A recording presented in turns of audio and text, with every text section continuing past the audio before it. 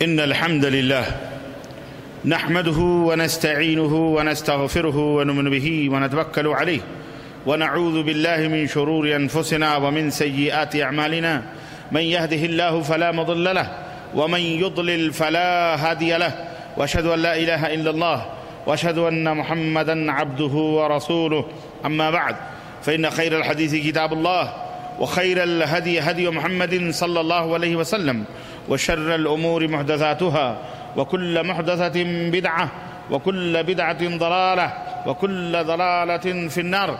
قال الله تبارك وتعالى في كلامه المجيد: يا أيها الذين آمنوا اتقوا الله حق تقاته ولا تموتن إلا وأنتم مسلمون. يا أيها الناس اتقوا ربكم الذي خلقكم من نفس واحدة وخلق منها زوجها وبث منهما رجالا كثيرا ونساء واتقوا الله الذي تساءلون به والأرحام إن الله كان عليكم رقيبا. يا أيها الذين آمنوا اتقوا الله وقولوا قولا سديدا يصلح لكم أعمالكم ويغفر لكم ذنوبكم ومن يطع الله ورسوله فقد فاز فوزا عظيما. وقال عز وجل: والفجر وليال عشر. وقال تعالى في مقام آخر: ولله على الناس حج البيت من استطاع إليه سبيلا. اللهم صل على محمد وعلى آل محمد كما صليت على إبراهيم وعلى آل إبراهيم إنك حميد مجيد. اللهم بارك على محمد وعلى آل محمد كما باركت على إبراهيم وعلى آل إبراهيم إنك حميد مجيد. تمام قسم کی حمد و ثنا، کبریائی اور بڑائی اس اللہ عز و جل کے لیے لائق و زیبا ہے جس نے ہمیں اور آپ کو اسلام جیسی نعمت اور اسلام جیسی دولت سے مالا مال فرمایا اور دنیا کی تمام نعمتوں سے ہم سب کو مالا مال فرمایا. اسی طرح بیش بہا درود و سلام اس ذات مبارکہ مطہرہ پر جن کا نام نامی اسم گرامی احمد مجتبیٰ محمد مصطفیٰ صلی اللہ علیہ وسلم ہے، جو ساری کائنات کے لیے رشد و ہدایت بن کر کے تشریف لائے، جو ساری کائنات کے لیے رحمت للعالمین بن کر کے تشریف لائے، جو ساری کائنات کے لیے معلم ہدایت بن کر کے تشریف لائے، معلم قرآن بن کے تشریف لائے. اللہ کی طرف سے کروڑہ کروڑ انگنت زمین اور کے ذروں سے بھی بڑھ کر اور آسمان کے ستاروں سے بھی بڑھ کر انگنت درود و سلام اس ذات مبارکہ مطہرہ پر نازل ہو. میرے عزیز دوستو، بزرگوں اور بھائیوں، ہم سب اچھی طرح آج بتاریخ 24 ذی القعدہ 1434 مطابق 19 ستمبر سن 2004 عیسوی کے 2014 عیسوی کے اس خطبہ جمعہ میں آپ حضرات کی خدمت میں اس ماہ مبارک ایام حج کے تعلق سے اور یہ جو مہینے ایام حج کے گزر رہے ہیں ان میں اس کی مناسبت سے، اس موسم کی مناسبت سے میں کچھ لب کشائی آپ حضرات کی خدمت میں کرنا چاہ رہا ہوں. آپ کے سینوں پر، آپ کے دلوں پر اللہ اور اس کے رسول کے کچھ پیغامات، کچھ نصائح نقش کرنے کی کوشش کرنے جا رہا ہوں.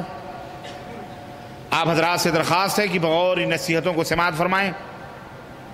اللہ رب العزت سب سے پہلے مجھے، پھر آپ سب کو اور ہم سب کو کہنے سے زیادہ، سننے سے زیادہ عمل کرنے کی توفیق عطا فرمائے. آمین یا رب العالمین. یہ بھی اللہ تبارک و تعالیٰ کا کتنا بڑا کرم ہے اور اس کا کتنا بڑا احسان ہے کہ اس نے اپنے بندوں کی مغفرت اور اس کی معافی کے لیے کتنے عجیب و غریب موسم بنائے ہوئے ہیں اور کیسے کیسے حسین لمحات اور حسین اوقات اور حسین ایام اور خوبصورت دن، خوبصورت مہینے، خوبصورت سال اللہ نے عطا فرمائے ہیں. وہ ارحم الراحمین جو ساری کائنات کے اوپر اپنے فضل اور اپنے کرم کی برکھا برسا رہا ہے، وہ اللہ جس نے اپنے بندوں کو خوش کرنے کے لیے قسم قسم کی رنگین پھول، پتیاں، پیڑ پودے، آبشار، جھرنے، پہاڑ اور دریا اللہ تبارک و تعالیٰ نے عطا فرمائے ہیں. وہ رب جو ہم سب کا پروردگار ہے، جس کی ہم حمد و ستائش، جس کی ہم تسبیحات اور تکبیرات اور تہلیلات اور جس کی بڑائی اور جس کی کبریائی اور جس کی عظمتوں کے اگر ہم قصیدے پڑھیں، گنگائیں اور ہر سانس کے ذریعے ہم ہر سانس پر اللہ رب العزت کا شکر ادا کریں، پھر بھی ہم اللہ کا شکر نہیں ادا کر سکتے۔ وہ بار الہ، وہ رب ذوالجلال جس نے اپنے بندوں کی مغفرت کے لیے، وہ جانتا ہے کہ ہم خطا کار ہیں، مجرم ہیں، گنہگار ہیں، خطا کریں گے، شیطان ہمارے بندوں کو بہکائے گا، پھسلائے گا۔ بابا آدم کو جس طرح اس نے پھسلا کر بہکا کر جنت سے باہر کروایا، انہی کی اولاد ہیں ہم بھی بھولیں گے، ہم سے بھی بھول چوک ہوگی، خطا ہوگی، غلطی ہوگی۔ اس کے بخشش کے ایک نہیں، دو نہیں، ہزار طریقے، بہانے موجود ہیں دنیا کے اندر، اسے بتائیں۔ میرے عزیزوں، میرے مسلمان بھائیوں، انہی ایام اور انہی مہینوں، انہی اوقات اور انہی شب و روز میں سے یہ ایام حج کے ایام، رمضان المبارک کا مہینہ گزرا، جس کی راتیں، جس کے دن خیر و برکت سے بھرے ہوئے، جہنم سے آزادی کے پروانے حاصل کرنے والوں نے حاصل کر لی، جنہیں اللہ رب العزت نے چاہا جہنم سے آزاد کر دیا، جنت ان کے مقدر میں تحریر فرما دی۔ وہ مہینہ گزرتے ہی ایام حج شروع ہو جاتے ہیں۔ پہلی تاریخ شوال کا رمضان المبارک کے بعد ادھر 29 یا 30 کا چاند نکلتا ہے اور حج کے ایام شروع ہو جاتے ہیں۔ اور ہم میں سے نہ جانے کتنے لوگوں کے رشتہ دار، والدین، ماں باپ، بھائی بہن پوری دنیا کے گوشوں سے اڑ کر کے بیت اللہ الحرام کی زیارت کے لیے ایئرپورٹوں کے اوپر اتر رہے ہیں، اور ایک عزم اور ایک حوصلہ اور ایک جذبہ لے کر کشاں اس خانہ کعبہ کی زیارت کے لیے تمام دکھ، تمام درد، تمام پریشانیوں، تمام دھوپ اور تمام پیاس اور تمام کلفتوں کو جھیلتے ہوئے، برداشت کرتے ہوئے، صبر کرتے ہوئے، مسکراتے ہوئے، خوشی و مسرت سے سینے موجزن ہیں، آنکھوں سے آنسوؤں سے آنکھ لبریز ہیں کہ کب اس خانہ کعبہ کے اللہ کے اس گھر کی زیارت ہوگی۔ زندگی بھر کما کر جو جمع کیا ہے، آج اللہ رب العزت کے گھر کی زیارت نصیب ہوئی ہے۔ کب وہ نصیب ہوگی؟ آج دنیا کے گوشے سے لوگ کشاں من کل فج عمیق، بسوں کے ذریعے سے، ہوائی جہازوں کے ذریعے سے، خشکی کے راستوں سے، بری راستوں سے، بحری، فضائی، ہر طرح سے لوگ مکہ المکرمہ اللہ رب العزت کے گھر کی زیارت کے لیے، حج کے لیے تشریف لا رہے ہیں۔ اللہ تبارک و تعالی ان تمام اللہ کے مومنین، صالحین، موحدین، متبعین سنت بندوں کے ان جد و جہد کو اور ان کی کوششوں کو اور ان کے حجوں کو اور ان کی عبادتوں کو، ان کے رکوع اور سجدوں کو اللہ قبول فرمائے۔ اور اللہ تبارک و تعالی جب یہ اپنے ملکوں کی طرف واپس جائیں تو اس طرح سے واپس جائیں، گناہوں سے اس طرح سے پاک و صاف ہو جائیں کہ جس طرح سے ماں نے ابھی انہیں اپنی پیٹ سے جنم دیا ہے۔ الحج المبرور لیس لہ جزاء الا الجنہ، اللہ کے رسول صلی اللہ علیہ وسلم نے فرمایا کہ حج مبرور جنت کے سوا اس کا کوئی اور بدلہ نہیں ہے۔ اللہ تعالیٰ سب کے حج کو حج مبرور بنائے، اللہ سب کے حجوں کو قبول فرمائے۔ حج مبرور یعنی حج مقبول، اللہ تبارک و تعالیٰ سب حاجیوں کے حجوں کو حج مقبول بنائے اور ان کی عبادتوں کو، ہم سب کی عبادتوں کو اللہ قبول فرمائے۔ میرے عزیزوں، میرے دوستوں اور بھائیوں، اللہ تبارک و تعالیٰ نے قسم کھائی ہے، فرمایا والفجر ولیال عشر، قسم ہے فجر کی۔ اور فجر کی قسم اس لیے ہے کہ فجر، آپ کو پتہ ہے کہ ان الفجر کان مشہودا، فجر کے وقت فرشتے نازل ہوتے ہیں، شہود ہوتا ہے فرشتوں کا، نمازوں میں حاضر ہوتے ہیں، اس کی اہمیت ہے۔ ولیال عشر، اور قسم ہے 10 راتوں کی، اللہ رب العزت نے 10 راتوں کی قسم کھائی۔ اس کی اہمیت کا اندازہ لگائیں آپ کہ یہ کتنی مقدس اور کتنی مبارک اور کتنی بابرکت راتیں ہیں اور کتنے ایام، اور یہ ایام کتنے مبارک ہیں جو انشاءاللہ تبارک تعالیٰ چند دنوں کے بعد ہمارے اوپر سایہ فگن ہونے والے ہیں۔ ذی الحجہ کی پہلی تاریخ سے لے کر کے، مفسرین کہتے ہیں کہ پہلی تاریخ سے لے کر کے 10ویں تاریخ تک یہ 10 راتیں اللہ تبارک تعالیٰ نے ان کی قسمیں کھائی۔ اللہ کے رسول صلی اللہ علیہ وسلم نے فرمایا کہ ان ایام میں کوئی بھی عمل صالح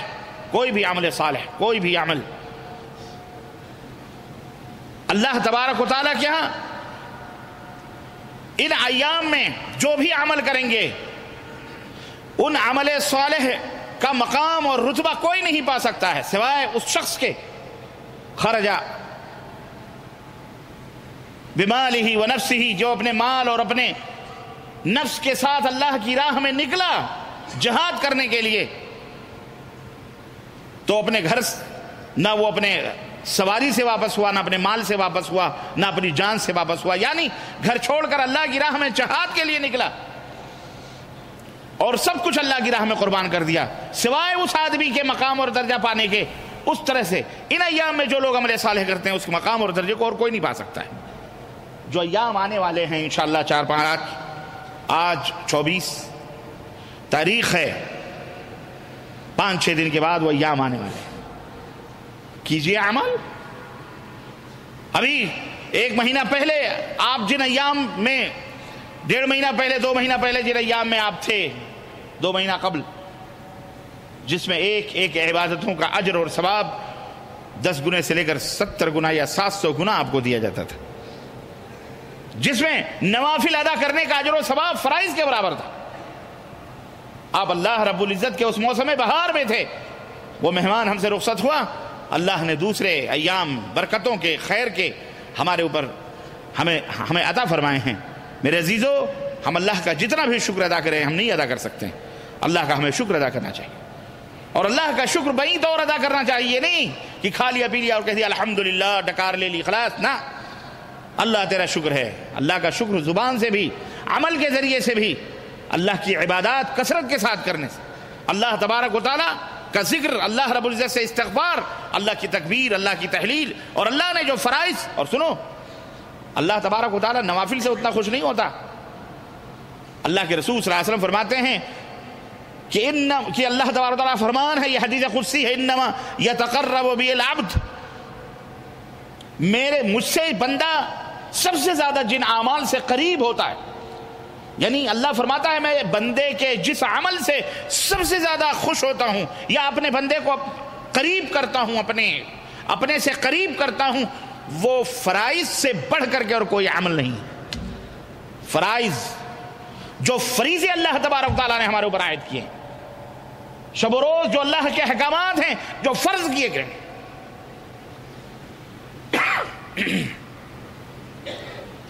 پتہ ہے آپ کو حضرت عمر بن خطاب رضی اللہ تعالیٰ عنہ فرماتے ہیں بنی الاسلام علی 5، اسلام کی بنیاد 5 چیزوں کے اوپر رکھی گئی ہے۔ شہادت اللہ الہ الا اللہ، اس بات کی گواہی دینا کہ اللہ کے سوا کوئی بھی معبود حقیقی، معبود برحق نہیں۔ یہ معبود برحق کہنا ضروری ہے، ہمارے ہاں بچپن سے ہی رٹا دیا اللہ کے سوا کوئی معبود نہیں، اللہ کے سوا کوئی معبود نہیں، اللہ کے سوا کوئی معبود نہیں۔ عجمی، گونگے، بہرے تو ہم ہی جو چاہتے ہیں اپنے طرف سے ترجمے کرتے ہیں لوگوں، اور ٹوکو تو وہی فلسفے بگارنا شروع کر دیتے، اس میں کہاں ہے حق موجود، اس میں سب کہاں ہیں؟ ان گونگوں کو کیا پتا کہ اس میں کیا کیا چیزیں مخفی۔ ایک عربی میں گرامر آتی ہے، اہل علم جانتے ہیں، طلبہ جانتے ہیں، عربی میں آتا ہے کہ ضربا اس نے مارا، قالا اس نے کہا۔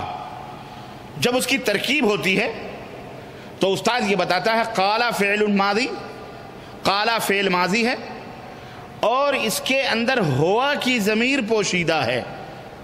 قالا ہوا، گویا کہ ہوا قالا، اس نے کہا، یہ اس نے کا ترجمہ ہے۔ قالا مانے کہا، اور اس کے اندر جو ہوا اندر ہے، ہوا قالا کے اندر پوشیدہ ہے، تو کہا کہ ہوا یہ پوشیدہ ہے، اس کو ضمیر کہتے ہیں جس کے معنی ہوتے ہیں اس نے کہا۔ اب کوئی طالب علم تھا، اس نے کہا اس کے اندر پوشیدہ ہے، یعنی اس کے اندر چھپا ہوا ہے، اس کے اندر چھپا ہوا ہے، قالا جو لکھا ہوا ہے اس کے اندر ہوا چھپا ہوا ہے۔ تو اس نے سوچا کہ یہ چھپا ہوا ہے تو اس کو لاؤ کھودیں، کریدیں تو یہیں سے اندر سے نکلے گا کچھ۔ تو اس نے جو ہے لے کے ناخن سے یا کسی چیز سے اس لفظ قالا کو کھرچنا شروع کر کہ اس کے اندر کہاں چھپا ہوا ہے ہوا۔ استاد نے تو بتایا، اب وہ اتفاق کہیے یا کیا کہیے کہ اس نے جب اس کو کریدا، کھودا، کاغذ پھٹ گیا، تو دوسرے صفحے پر جب وہ کاغذ پھٹا تو دوسرے صفحے پر جب وہ پہنچا اتفاق سے وہاں ہوا لکھا ہوا تھا، کسی اور لفظ کے ساتھ ہوا لکھا ہوا تھا. وہ اتنا خوش ہوا، دوڑا دوڑا استاد کے پاس گیا. کہا استاد آپ نے بالکل صحیح بات کی. کہا کیسے؟ کہا یہ دیکھو آپ نے کہا نا کہ اس کے اندر ہوا چھپا ہوا ہے، تو ہم نے اس کو خرچ کر کے جب دیکھا تو دیکھا کہ واقعی اس کے نیچے دیکھو ہوا چھپا ہوا. استاد نے صفحہ پلٹا اور ایک تماچا کھینچ کے مارا. کہا بیوقوف آدمی، ابے اس کے اندر چھپا ہوا ہے کیا مطلب خریدے گا تو اس کے اندر دکھائی دے گا؟ ابے وہ تو دوسرا لفظ دوسرے کلمے کے ساتھ ہوا ہے، وہ اتفاق کی بات ہے کہ وہاں ہوا نظر آ گیا تجھے. تو اس طرح کے اس کا جو میں نے جو بات کہی کہ ہم ہیں عجمی گونگے، ہمیں اتنی تمیز گرامر کی، عربی فصاحت، عربی اللہ تعالیٰ نے ان کو مقام عطا فرمایا ہے، اس میں کوئی حسد نہیں ہے، اس میں کوئی بغض نہیں ہے. اللہ نے اپنے کلام کو ان کی زبان میں نازل فرمایا ہے. ہمارے باپ کا کیا جاتا ہے؟ ہم کیوں بغض کریں؟ کیوں نہیں ہماری زبانوں میں آیا؟ کیوں نہیں ان کی زبان میں آیا؟ کیوں نہیں ان کی زبان میں آیا؟ یہی یہودیوں نے سوچا تھا. یہودیوں نے کہا کہ اتنے برس تک تو اس نبی ہمارے بنی اسرائیل میں آتے رہے. اسرائیل حضرت یعقوب علیہ السلام کا نام ہے. اسرائیل کے معنی عبداللہ عبرانی زبان میں. تو حضرت یعقوب علیہ السلام کا نام اسرائیل تھا. ان کی اولاد سے جو پیدا ان کو بنو اسرائیل، اسرائیل کی اولاد. اب وہ اسرائیل ہوتے ہوتے اسرائیل ہمارے ملکوں میں کہا جانے لگا. اسرائیل ہے وہ بنو اسرائیل، لیکن اسرائیل کہتے ہیں. بہرحال تو بنو اسرائیل میں انبیاء اور رسول آتے رہے. حضرت اسحاق علیہ السلام کس کے بیٹے تھے؟ حضرت ابراہیم علیہ السلام کے. بڑے تھے کہ چھوٹے تھے؟ چھوٹے تھے. بڑے بیٹے حضرت اسماعیل علیہ السلام تھے. حضرت اسماعیل کو اللہ تبارک و تعالی نے ان کے باپ کے ذریعے سے کہاں بھیجوایا؟ ہاجر کے ساتھ مکۃ المکرمہ میں. وہ آ کے قیام پذیر ہوئے، پلے بڑھے، جوان ہوئے. قبیلے بنو جرہم میں ان کی شادی ہوئی، بیاہ ہوا، وہیں سے اولاد پیدا ہوئی، سب کچھ. خانہ کعبہ کی تعمیر ہوئی، سب کچھ ہوا. ان میں ابھی تک کوئی نبی کوئی رسول نہیں آیا تھا. جتنے انبیاء اور رسول آتے رہے، حضرت اسحاق جو چھوٹے بیٹے تھے، حضرت سارہ کے صاحبزادے تھے، ان سے نبی اور رسول پیدا ہوئے. یعقوب علیہ السلام، یوسف علیہ السلام، اور اس کے بعد سیدھے اولاد کی نسل چلی عیسیٰ علیہ السلام تک. یہ بنو اسرائیل کا پورا معاملہ. اب اللہ تبارک و تعالیٰ اپنی مصلحتوں کو جاننے والا، حکمتوں کو جاننے والا، وہ حکیم الخبیر ہے. وہ جہاں چاہے اپنے نبی کو پیدا فرمائے، جس قبیلے میں، جس خاندان میں. اللہ نے دیکھا ابھی تک یہ تمام سب انبیاء انہی کے بنو اسرائیل میں آتے رہے. اللہ نے چاہا کہ موسم تبدیل کرے، فضاؤں کو بدلے، کیونکہ یہ نااہل ہو چکے تھے. ان کے دلوں کے اندر تحریف و تبدیل کی کہ جراثیم پیدا ہو چکے تھے، متکبر ہو چکے تھے. یہ قوم بالکل ذلیل و رسوا ہو چکی تھی. اللہ نے اسے بہت سمجھایا. قرآن کریم پڑھیے، ان کے حالات کا ایک ایک ان کے پول کھولے گئے ہیں اللہ تعالیٰ نے. یہ کتنے خبیث النفس لوگ ہیں، اور آج بھی وہی حالت ان کی کنڈیشن ہے. یہاں تک کہ اللہ رب العزت نے فرمایا کہ ضربت علیہم الذلۃ والمسکنہ، یہ جہاں کہیں بھی رہیں گے ذلت اور رسوائیاں ان کا مقدر رہیں گی. ان کو کہیں کوئی عزت نہیں مل سکتی ہے. ان یہودیوں کو یہ ہمیشہ ذلیل و رسوا رہیں گے. یہ کبھی سکون کی، چین کی نیند نہیں سو سکتے. وہ ہٹلر تھا جس نے ملائی کروڑ لاکھ یہودیوں کو ذبح کیا تھا. تب یہ تھوڑے سے باقی بچے بھاگ بھیڑر کے ادھر سے ادھر سے، ورنہ ختم کر دیتا تو ختم ہی تھے. لیکن یہ جہاں بھی رہیں گے، ایک گندی مچھلی پورے تالاب کو بدبودار بناتی ہے. یہ یہودی بالکل وہی گندی مچھلی، اس سے بھی بدبو. قردۃ خنازیر، اللہ نے انہیں بندر اور سور تک بنایا. یہ ایسی بدترین قوم ہے اور ایسی ذلیل قوم ہے آج بھی الحمدللہ. ان سے ڈرنا، ان سے خوف نہیں کرنا چاہیے. یہ بڑے ہی خبیث النفس، یہ اپنی بقا کی جنگ لڑ رہے ہیں، لیکن آئے گا انشاءاللہ ایک دن ختم ہوں گے. یہ عرض کرنے کا مطلب یہ ہے کہ نبی کریم صلی اللہ علیہ وسلم کی بعثت بنو اسماعیل میں ہوئی، مکۃ المکرمہ میں. قریش کا جو خاندان تھا، جو قبیلہ تھا، بنو اسماعیل سے تھا، ملتا جلتا نسب. اس میں پیدا ہوئی. یہودیوں کو جلن ہو گئی، حسد ہو گئی. ہم میں آتے تھے، ان میں کیسے چلے گئے؟ عربوں میں کیسے چلے گئے؟ عربوں میں کیسے پیدا ہو گئے؟ عربوں میں کیسے چلے؟ اسی حسد اور بغض اور بغاوت اور سرکشی اور عصیان کی وجہ سے مسلمانوں سے آج بھی اور دشمنی موجود ہے. ان کے دلوں کے اندر وہ حسد موجود ہے، وہ کینے کپڑ موجود ہے. میرے عزیزوں، میرے دوستوں اور بھائیوں، عرض کرنے کا مطلب یہ ہے کہ اللہ تبارک و تعالیٰ نے ان عربوں کی زبان میں قرآن کو اتارا، ان عربوں کی زبان میں اپنے نبی حضرت محمد الرسول اللہ صلی اللہ علیہ وسلم کو اتارا۔ کسی کے کیا ہی جا رہا ہے، کسی کے باپ کا کیا جاتا ہے؟ کوئی دشمنی نہ کرے، کوئی دشمنی نہ کرے، کوئی بغض اپنے دلوں میں نہ رکھے، کوئی حسد نہ رکھے۔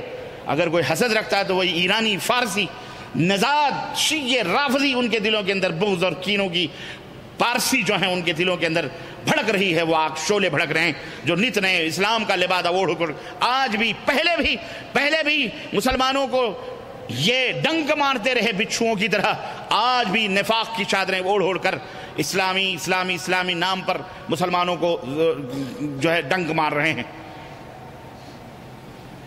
اور ان کے سینوں میں بغض و عداوت کی وہی آگ بھڑک رہی ہے جو زمانے جاہلیت کی تھی۔ اللہ تعالیٰ انہیں ہدایت عطا فرمائے۔ تو لا الہ، اشہد ان لا الہ الا اللہ، میں گواہی دیتا ہوں کہ اللہ کے سوا کوئی معبود برحق، لا معبود بحق الا اللہ۔ بحق یہاں پوشیدہ ہے، بحق جیسے قالا کے اندر ہوا کی ضمیر پوشیدہ ہے، ایسے یہاں پر حقیقی معبود، سچا معبود، برحق معبود یہ کہنا ہے اللہ کے سوا کوئی معبود نہیں۔ بہت سارے معبود بنائے گئے ہیں بھائی، اللہ تبارک و تعالیٰ نے خود قرآن میں فرمایا کہ انہوں نے بہت سارے لوگوں کو معبود بنا رکھا ہے۔ اتخذوا احبارهم ورهبانهم اربابا من دون اللہ، ان یہودیوں نے اپنے بزرگوں کو، اپنے پیروں اور فقیروں اور درویشوں کو اپنا معبود بنا رکھا ہے، رب بنا رکھا ہے۔ اللہ تبارک و تعالیٰ نے یہ فرمایا کہ یہ کیا کہتے ہیں، ابو جہل نے کیا کہا تھا، کفار مکہ نے، جب نبی صلی اللہ علیہ وسلم نے فرمایا کہ اللہ کے سوا کوئی معبود برحق نہیں، لا الہ الہ، کوئی معبود برحق نہیں ہے اللہ کے سوا، تو کفار مکہ نے، کفار قریش نے کیا کہا، اجعل الآلہۃ الہا واحدا، انہوں نے تو سارے معبودوں کو چھوڑ کر صرف ایک معبود بنا دیا، سب کو چھوڑ کر اس طرح سے۔ تو الہ تو جھوٹے، بہت جھوٹے الہ، اور آج تک موجود ہیں۔ ان کے 36 کروڑ الہ پوجے جا رہے ہیں دنیا کے اندر کتنے؟ کسی کے 3 ہیں، کسی کے 5 ہیں، کسی کے 2 ہیں، کسی کے 7 ہیں، کسی کے انگنت ہیں، کسی کے 36 کروڑ ہیں، کسی کے پتہ نہیں کتنے الہ بنایا ہوا ہے۔ سمجھ رہے ہیں؟ اللہ نے نہیں کسی کو الہ بنایا ہے، انسانوں نے، شیطانوں نے پیڑ کو، پودوں کو، سورج کو، چاند کو، مردوں کو، زندوں کو، تصویروں کو، فوٹوز کو، امیجز کو اور نہ جانے کن چیزوں کو الہ بنا رکھا ہے۔ خود کلمہ پڑھنے والوں اپنے نفسوں کو بھی الہ بنا رکھا ہے، اپنی مرضی کے، جو کہتے ہیں میری مرضی، یہ اپنی مرضی کا پجاری ہے، یہ اپنے نفس کی عبادت کرنے والا ہے، ہاں، یہ اللہ کی عبادت کرنے والا نہیں۔ جو شخص اپنی قلب پر، اپنے دماغ پر، اپنی فکر پر، اپنی سوچ پر، اپنی نگاہوں پر، اپنے بصارتوں پر، اپنی بصیرتوں پر اور اپنی سماعتوں پر، اپنے ہاتھوں پر، اپنے پیروں پر اللہ کی حکمرانی تصور کرتا ہے، مانتا ہے، وہ یہ نہیں کہتا میں اپنی مرضی کا مالک ہوں، وہ یہ کہتا ہے کہ میں اپنے رب کی مرضی کا مالک ہوں، میں اپنے مالک کی مرضی کا مالک ہوں، میرا مالک جیسا کہے گا ویسا میں کروں گا۔ مومن جو ہوتا ہے، ان اللہ اشترى من المؤمنین، اللہ نے مومنوں سے خرید رکھا ہے ان کے جانوں کو، بِأَنَّ لَهُمُ الْجَنَّةِ، کس کے بدلے میں؟ جنت کے بدلے۔ مومن بک چکا ہے، مومن دنیا کے غرض و غائے، دنیا کی رنگینیاں، دنیا کے مال و دولت پر اپنے ایمان کو نہیں بیچتا، مومن تو بک چکا ہوا ہوتا ہے۔ کس کے ہاتھوں؟ جب اس نے اشہد ان لا الہ الا اللہ واشہد ان محمد الرسول اللہ کہہ دیا تو وہ خود کو اس نے فروخت کر دیا، خود کو اس نے بیچ دیا۔ کس کے ہاتھوں؟ اللہ کے ہاتھوں۔ کس کے بدلے میں؟ بولو، جنت کے بدلے۔ اگر جنت چاہتے ہو تو اپنی سماعتوں، اپنے سر سے لے کر اور پیر کے ناخن تک، ان سب کے اوپر حکمرانی کس کی؟ اقتدار اعلیٰ، مقتدر اعلیٰ کون ہے؟ اللہ عز و جل۔ اس نظام، اس قانون اور اس نیم، اس نظام کو نافذ کرنے کی ضرورت ہے، تب آدمی مومن کہلاتا ہے، تب آدمی مومن کہلاتا ہے۔ مکمل فرما برداری، سراپا عز اور انکساری، مکمل طور پر سرنڈر ہو جانا، رب کے دربار میں سرنڈر ہو جانا، خلاص ادھر حکم الہی ہو ادھر گردن جھکائی ہو۔ اور یہ مہینہ جب آتا ہے تو اس مہینے میں سیدنا ابراہیم علیہ السلام کی وہ بے مثال قربانیاں یاد آ جاتی ہیں، وہ واقعات یاد آتے ہیں۔ اور جب حج بیت اللہ کا یہ موسم آتا ہے تو امام التوحید سیدنا ابراہیم علیہ السلام کی وہ عظمتیں اور وہ ایثار اور قربانیاں اور وہ استقامتیں یاد آتی ہیں، جو جبل مستقیم بن کر اللہ رب العزت کے حکم کی تعمیل کرتے تھے، اور نتیجہ تو یہاں تک پہنچا اپنے جسم تو جسم رہے، جسم کو آگ میں بھی جھونکنے کی باری آئی تو اسے بھی اللہ کے حسبی اللہ و نعم الوکیل، میں نے خود کو اللہ کے حوالے کیا ہے، میرے لیے میرا مالک اللہ ہی کافی ہے۔ اور جب بندہ یہ کہہ دیتا ہے ان الذین قالوا ربنا اللہ ثم استقاموا تتنزل علیہم الملائکہ، جب یہ کہہ دیتا ہے کہ ہمارا رب اللہ ہے، خلاص وہی مالک و مولا ہے، اللہ فرماتا ہے تب ایسے لوگوں پر ثم استقاموا، پھر یہ کہہ کر کے ڈٹ جاتے ہیں، ڈرتے نہیں، خوف نہیں کرتے، ڈٹ جاتے ہیں، جو بھی آنا ہے جھیلیں گے، برداشت کریں گے، میرا مالک دیکھ رہا ہے، میرا مالک نگرانی فرما رہا ہے، میرا مالک ساتوں آسمانوں کے اوپر جو مستوی ہے، ہاں اس ہر ایک کو دیکھ رہا ہے، اس کی نگاہوں اس کی آنکھوں سے کوئی بھی اوجھل نہیں، سب کو وہ دیکھ رہا ہے، سب کی نگرانی فرما رہا ہے، اور بیک وقت سب کی مدد کرتا ہے، سب کی مدد کرتا ہے۔ ابراہیم علیہ السلام کا ایمان اتنا قوی اور اتنا مضبوط تھا کہ جبریل امین بھی پہنچے، ظاہر ہے جبریل امین اللہ کے حکم کے بغیر تو نہیں آئیں گے، سدرۃ المنتہا سے پرواز بغیر اذن ربی کے نہیں ہو سکتا ہے، اڑان نہیں بھر سکتے، سدرۃ المنتہا کو نہیں چھوڑ سکتے جب تک کہ ساتوں آسمانوں کے اوپر موجود اس مالک و مولا رب کائنات کا حکم ہے اور اشارہ نہ ہو، حکم نہ ہو۔ رب نے بھیجا جاؤ ابراہیم کے ایمان کو ذرا ٹٹولو، شعلے بھڑک رہے ہیں، دہک رہے ہیں انگارے، دشمن چاروں طرف سے گھیرے ہوئے، ابراہیم کے دونوں ہاتھ بندھے ہوئے، مشدود الید، دونوں ہاتھ بندھے ہوئے، منجنیق سے بالکل جڑے ہوئے کہ بس اب اور تب اشارے کی ضرورت ہے، اور یہ سارے جمع ہوئے ہیں کس کے لیے؟ وَحَرِّقُوهُ، جلا دو ابراہیم کو، وَانصُرُوا آلِهَتَكُمْ، کرو مدد اپنے معبودوں کی۔ یہ معبود ایسے ہیں جن کے مدد کی ضرورت پڑتی ہے، جن کے کچھ معبود تو ایسے جو گندے بھی ہو جاتے ہیں، ان کے صفائیوں کی بھی ضرورت پڑتی ہے، منسٹریاں بنتی ہیں ان کی صفائیوں کے لیے، بھائی کھانے پینے کے کتنے بہانے۔ ایک دفعہ صحابہ کرام بیٹھے ہوئے تھے مدینہ منورہ میں، 4-5 تھے، جیسے آپ لوگ ہم لوگ موسم اچھا ہو تو گھروں کے دروازوں پر بیٹھ جاتے ہیں، یا بیٹھکیں بنے ہوتے ہیں گاؤں میں شہروں میں، وہاں لوگ بیٹھ کر کے گپ شپ مارتے ہیں، تو بیٹھ کر کے ہنس رہے تھے، قہقہے لگ رہے تھے، نبی کائنات صلی اللہ علیہ وسلم کا ادھر سے گزر ہو۔ آپ نے پوچھا کیا بات ہے، کیوں ہنس رہے ہو؟ کہنے لگے اللہ کے نبی مجھے ہم لوگ اس بات پہ ہنس رہے ہیں، آپ بھی بیٹھ گئے، کہنے لگے ہم لوگ اس بات پہ ہنس رہے ہیں کہ ہم جب زمانے جاہلیت میں تھے، کافر تھے، تو ظاہر ہے سفر کرتے تھے بزنس کے لیے، تجارت کے لیے، دور دور ممالک میں جاتے تھے، تو جو ہمارے معبود ہیں، یہ لات، یہ منات، یہ عزا، یہ جو نام ہم نے دے کے پوچھتے تھے، اب ظاہر یہ بڑے بڑے بت ہوتے تھے، ان کو لے کر کے تو سفر میں یا تو سامان لے کے چلیں یا تو ان حضرتوں کو لے کے چلیں لات پھانت کے، تو یہ ہم لوگوں نے کیا ہوا تھا کہ ان کو یہیں چھوڑ دو، ان کا ایک تصور خیالی جو ہوتا ہے، امیجن جو ہوتا ہے، اس کے ایک تصویر بناؤ۔ تو کھجوریں تو ہماری، کھجور اور دودھ ہماری غذائیں ہیں، ہم کھجوریں لے کے چلتے تھے ساتھ میں، اور جب ان کی یاد سفر میں ستاتی تھی کہ اب پوجا کریں، عبادت کریں، ان کو پکاریں، یا ہمارا جو مطلب کاریکرم تھا عبادتوں کا، تو پھر انہی کھجوروں کو نکال کر ہم اپنے اپنے خداؤں کی تصویر بناتے تھے، ایک خاک اسی کھجور کو مل ول کر کے کسی طرح سے اس کو تصویر بناتے تھے، شکل بناتے تھے، اور پھر اسی کو پکارتے تھے، اسی کے سجدے کر لیا کرتے تھے اور اسی کو پوجتے تھے. اس طرح سے تسلی ہو. جیسے آج ہمارے ملکوں میں بھی دیکھیے، اب بڑے بڑے بت کہاں لے کے لوگ چلیں گے؟ تو اب پوسٹروں پر، فوٹوؤں میں، تصویروں میں، ہے کہ نہیں؟ اس طرح سے کیلنڈروں میں ان کے اپنے اپنے معبودوں کی تصویریں لگا کے لوگ گھروں میں بانٹ رہتے ہیں، بسوں میں، ٹرکوں میں لگائے رہتے ہیں چھوٹی چھوٹی، ہے نا. کچھ لوگ انگوٹھیوں میں لگتے ہیں، کچھ لوگ لاکٹوں میں لگا کے رکھتے ہیں. غرض پوجنے کے یہ ہے سب طریقے.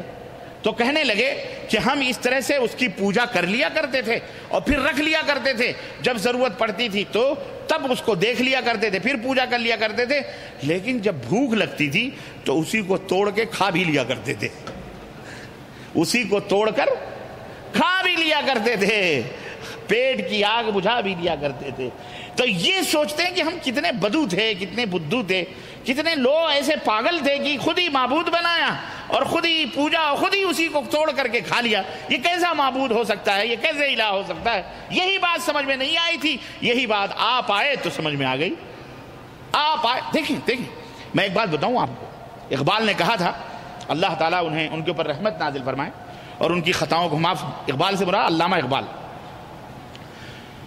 کہتے ہیں کہ سمجھ میں نقطہ توحید آ تو سکتا ہے. نقطہ سمجھتے ہیں؟ نقطہ، پوائنٹ یا فکرہ، آئیڈیا، ٹرننگ پوائنٹ، نقطہ. سمجھ میں نقطہ توحید آ تو سکتا ہے، تیرے دماغ میں بت خانہ ہو تو کیا کہیے؟ تیرے دماغ میں بت خانہ ہو تو، یعنی بت خانہ کتنا بڑا ہوتا ہے اور نقطہ توحید چھوٹا سا. ہمارے یہاں لوگوں کو توحید سمجھ میں نہیں آتی. مولوی چیگم کی طرح اس کو بڑھا کر پھیلا کر نہ جانے کہاں کہاں توحید سمجھا رہا. بہت ہی آسان اور بہت ہی سہل ہے، بہت ہی سہل ہے. اللہ کی قسم آپ قرآن کو دیکھیں، حدیث کو دیکھیں. اللہ کی قسم بلال حبشی جیسے غلاموں کی سمجھ میں یہ باتیں آ گئیں. لیکن جب دماغوں میں بتخانے ہوں تو ابو الحکم ابو جہل بن جاتا ہے. چچا ابو لہب بھی بغاوتوں کے اوپر تلاتا ہے. محبت اور ایثار اور قربانی کرنے والا چچا ابو طالب بھی آبا اور اجداد کی تقلید اور ان کی فکر پرستیوں کے دلدلوں میں پھنس کر محمد الرسول اللہ صلی اللہ علیہ وسلم کی اس دعوت توحید کو ٹھکرا دیتا ہے. انا لوگ کیا کہیں گے، انانیت کا بھوت سوار ہو جاتا ہے. ورنہ توحید تو بہت معمولی. آپ سوچتے ہوں کہ بڑے بڑے مولوی مولانا حضرات جو درگاہوں، مزاروں، شدوں، علموں، چبوتروں پر سجدے کر رہے ہیں، عرس ہو رہے ہیں، میلے ہو رہے ہیں، خطبتیں بنائی جا رہی ہیں، مزارات، یہ کیا عالم نہیں ہے؟ بے اللہ کے بندو، یہی تو بات ہے. ہم وہ آپ کو کہتے ہیں تو داڑھی موچھ ہے ہی نہیں، داڑھی مراد آیا توحید کی بات کرنے کے لیے، فلاں تانے دیتے ہیں. ہم کو دیکھو ہماری کتنی بڑی بڑی داڑھیاں، ہم نے 16 سال پڑھے، ہم نے 18 سال پڑھے، ہم نے 15 سال پڑھے. ہماری سمجھ میں توحید ہم جو بتا رہے ہیں یہ ہے، تو جو بتا رہا ہے وہ باطل ہے، غلط ہے. یہ اس طرح کے تانے دے کر کے آپ کو ٹھکرا دیتے ہیں، آپ کی باتوں کو نگلیکٹ کر دیتے ہیں، آپ کو معاشرے میں ذلیل کرنے کی کوشش کرتے ہیں. حالانکہ جو توحید نہ سمجھے وہ عالم ہو سکتا، وہ جہل کا عالم ہوگا، وہ شرک کا عالم ہوگا، وہ کفر کا عالم ہوگا، وہ بدعت کا عالم ہوگا، جسے توحید ہی سمجھ میں آئے. اور آپ کو میں بتاؤں، کل نہیں پرسوں مجھے ایک بھائی نے بتلایا، تعجب کی بات ہے اللہ کی قسم، کہ یہاں بہت سارے ہمارے ملکوں سے مولوی آئے ہیں، ہوٹلوں میں ٹھہرے ہیں، عمرہ کر چکے ہیں، احرام کھول چکے ہیں، لیکن وہ ائمہ حرمین کے پیچھے نماز نہیں پڑھتے، نہیں جاتے جماعت کے وقت حرم میں، بلکہ اپنے گروپ کے لوگوں کو منع بھی کیا ہوا ہے کہ ان کے پیچھے نماز نہیں ہوتی، ان کے پیچھے نماز. اور سنو، جن کی نماز ائمہ حرمین شریفین کے پیچھے نہیں ہوتی، ان کے پیچھے ہماری بھی نماز، بولو، ہماری بھی نماز نہیں ہوتی. یہ قبروں کے پوجنے والے درگاہ، مزار، شرک و بدعت دلدلوں میں پھنسے ہوئے ہیں. یہاں عرض توحید پر حج کے لیے آئے ہیں. کون سے حج کے لیے؟ میں تو سمجھتا ہوں کفار مکہ بھی حج کرتے تھے. ہاں کرتے تھے، وہ بھی آتے تھے، اسی ٹائپ کا حج ہوگا. کہتے ہیں نہ جاؤ ان کے پیچھے نماز پڑھنے کے لیے، یہ وہابی لوگ ہیں، ان کے پیچھے نماز نہیں ہوتی ہے، یہ گستاخان رسول ہیں. استغفر اللہ لعنت اللہ علی الکاذبین، اللہ کی لعنت ہو جھوٹ بولنے والوں پر۔ اس طرح سے یہاں بھی تو عرض کرنے کا مطلب یہ ہے ان کی سمجھ میں توحید نہیں آتی، سمجھ میں نقطہ توحید آ تو سکتا ہے، تیرے دماغ میں بت خانہ ہو تو کیا کہیے۔ اور علامہ اقبال کہتے ہیں کہ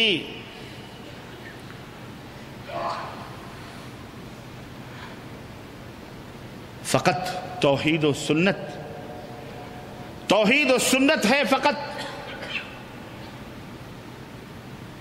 کیا ہے وہ شعر کہ ہے فقط توحید و سنت، ہے فقط توحید و سنت، امن و راحت کا طریق، طریق مانے راستہ، ہے فقط توحید و سنت، امن و راحت کا طریق، فتنہ جنگ و جدل، جنگ و جدل لڑائی بھڑائی بحث کا فتنہ، فتنہ جنگ و جدل تقلید سے پیدا نہ کر، اپنے من میں ڈوب کر پا جا سراغ زندگی، تو اگر میرا نہیں بنتا نہ بن اپنا تو بن،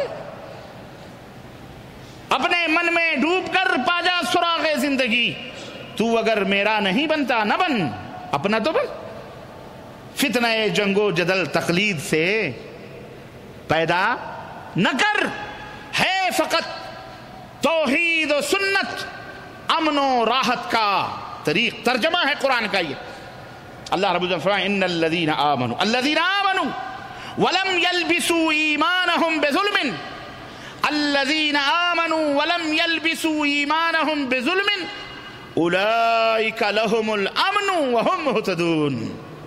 اللہ فرماتا ہے کہ جو لوگ ایمان لائے اور اپنے ایمان کو انہوں نے شرک کے ساتھ خلط ملط نہیں کیا، ظلم کا معنی یہاں پر قرآن میں شرک ہے، اور یہ حدیث ہے اللہ کے رسول صلی اللہ علیہ وسلم کی کہ صحابہ کرام نے جب یہ آیت کریمہ اتری تو پوچھا کہ ایّ منا لا یظلم، کہ ہم میں کون ہے جو ظلم نہیں کرتا؟ ہم ایک دوسرے کو کچھ کہہ دیتے ہیں، گالی گلوچ بک دیتے ہیں، یہ بھی تو ظلم ہے، کسی کو تماچا مار دیتے ہیں یہ بھی تو ظلم ہے، کسی کا کچھ لے لیتے ہیں وہ بھی تو ظلم ہے، ہم میں تو کون نہیں ظلم ہے؟ تو اللہ تو فرماتا ہے کہ ایسے لوگ مومن نہیں ہیں۔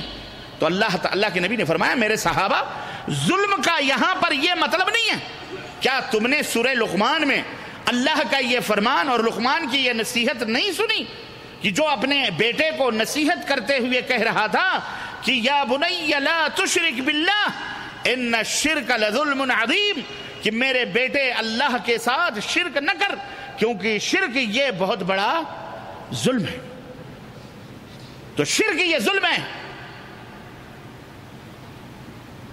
اللہ رب العزت نے فرمایا کہ جو لوگ ایمان لائے، اگر اتنا ہی کافی تھا کہ مومن اب مشرک نہیں ہو سکتا، شرک نہیں کر سکتا، تو اللہ تبارک تعالیٰ یہ نہ فرماتا کہ اور اپنے ایمان کو شرک کے ساتھ خلط ملط نہیں کیا۔ آج مولوی کہتا ہے ایمان لے آئے بس اب مومن تو کبھی شرک کر ہی نہیں سکتا، جب ایمان لے آئے تو شرک نہیں ہو سکتا۔ نے کہا بیوقوف احمق، نہ جانے کتنے مرتد ہو گئے، نہ جانے کتنے کافر ہیں، خود بھی شرک میں ڈوبا ہوا ہے لیکن کہتا ہے نہیں میں مشرک تھوڑی ہوں۔ یہ بڑے ڈیڑھ سیانے لوگ ہیں، اللہ انہیں ہدایت عطا فرمائے، دھوکہ دیتے ہیں لوگوں۔ الذین آمنوا ولم یلبسوا ایمانہم بظلم، جو ایمان لائے اور اپنے ایمان کو انہوں نے ظلم سے نہیں ملایا، اولئک لہم الامن وہم مہتدون، وہی امن والے ہیں اور وہی ہدایت یافتہ ہیں، انہی کو امن و راحت ہے، انہی کو امن و سکون ہے، انہی کو امن و چین ہے۔ آج مملکت سعودی عربیہ میں انہی توحید و سنت کی بنا پر امن کی ایک عظیم فضا الحمدللہ تیار موجود ہے، راحت و سکون ہے کہ اس مملکت کے جس بھی گوشے میں چلے جاؤ نہ کوئی دغدغہ ہے، نہ کوئی خوف ہے، نہ کوئی ڈر ہے، سرکاری کاغذات پیمنٹ تمہارے مکمل ہونے چاہیے، کہیں بھی چلے جاؤ۔ چور تو خانہ کعبہ میں بھی ڈرے گا، اس کا کیا ذکر ہے، لیکن اگر آپ تمام کاغذات صحیح ہیں، کہیں بھی چلے جاؤ اور کاغذات بھی صحیح نہ ہو، اللہ رسول کا نام لے کر کے یہاں کی پولیس بھی معاف کر دیا کرتی ہے، بہت سارے معاملات ایسے آتے ہیں۔ ہاں میرے بھائیوں، میرے عزیزوں، یہ برکت ہے اس توحید کی، یہ برکت ہے اس سنت رسول صلی اللہ علیہ وسلم کی اور جہاں توحید ہو، جہاں سنت ہو، وہاں اللہ کا عذاب، اللہ کی گرفت نہیں آتی۔ چلاتے رہیں دنیا کے لوگ، ہمارے ملکوں میں قراردادیں پاس کرتے رہیں کانفرنسوں میں، لوگوں کو گستاخ بناتے رہیں حالانکہ وہ خود گستاخ ہیں مردود، لوگوں کو اوپر تہمتیں لگاتے رہیں، اللہ ان سے نپٹے گا قیامت کے دن؟ نہیں، دنیا ہی کے اندر انشاءاللہ نپٹے گا، اور نپٹ رہا ہے الحمدللہ۔ آنکھیں ان کی نہیں کھل رہی، ڈنڈے پڑ رہے ہیں، عذاب الہی سروں پر مسلط ہیں، قبریں کھد رہی ہیں، اپنے مردے دفن بھی کر رہے ہیں، لیکن پھر بھی ان ذلیلوں کی آنکھیں بولو نہیں کھل رہی، ان کے آنکھوں میں پردہ پڑ چکا ہے۔ اللہ کرے ان کی آنکھیں کھلیں، بصارتیں کھلیں، یہ دیکھیں کیا شرک و بدعت نے تم کو کیا دیا؟ ہمیں تو توحید و سنت نے دیا، الحمدللہ امن ہے، راحت ہے، سکون ہے، جہاں بھی ہیں اللہ کی رحمتیں، لیکن تمہیں شرک و بدعت نے کیا دیا؟ تمہیں ان قبروں، درگاہوں، مزاروں کی پوجا پاٹ نے کیا دیا؟ بتاؤ کیا ملا؟ تم کیا ملا؟ فقر، فاقے، ذلتیں، رسوائیاں، نقمتیں، نبی کا دامن چھوڑنے کا خمیازہ کیا ملا تمہیں؟ نبی نے فرمایا جعل الذلۃ والصغار علی من خالف امری، ذلتیں اور رسوائیاں اس قوم کا مقدر بن جاتی ہیں جو میری سنتوں کی مخالفت کرتے ہیں، مقدر بنی ہوئی ہیں۔ آنکھیں کھولو اے مفتیوں، اے عالموں، اے فاضلوں، اے دارالعلوموں کے بڑے بڑے لوگوں، اپنی آنکھیں کھولو، توبہ کرو اللہ تعالیٰ سے۔ اللہ کی قسم تمہاری یہ سندیں، تمہاری یہ شہادہ، تمہاری یہ فضیلتیں، تمہاری یہ تمام سب تقوی اور طہارت کی باتیں اللہ تبارک تعالیٰ، ان کی کوئی اللہ کو پرواہ نہیں ہے، یہ کوئی کام نہیں آئیں گی، کوئی سرٹیفکیٹ، کوئی دارالعلوم، کوئی صدقہ، کوئی خیرات، شرک ہوتے ہوئے کام ہرگز نہیں آ سکتے۔ توبہ کرو، امت کو راہ ہدایت پر چلنے دو، امت کو قرآن و سنت پر چلنے دو، اللہ اور اس کے رسول کی باتوں کو سننے دو، قدغنیں نہ لگاؤ، رکاوٹیں نہ پیدا کرو، فتوے بازی بند کرو، طوفان بدتمیزی مت پیدا کرو، مسلمانوں کو لڑانے کی کوشش مت کرو، اپنے اس جھوٹے پاپی پیٹ کے لیے، روٹیاں چند ٹکوں کے لیے اسلام کو مت بیچو۔ اسلام رب کے قرآن کا نام ہے، محمد الرسول اللہ صلی اللہ علیہ وسلم کے فرمان کا نام ہے۔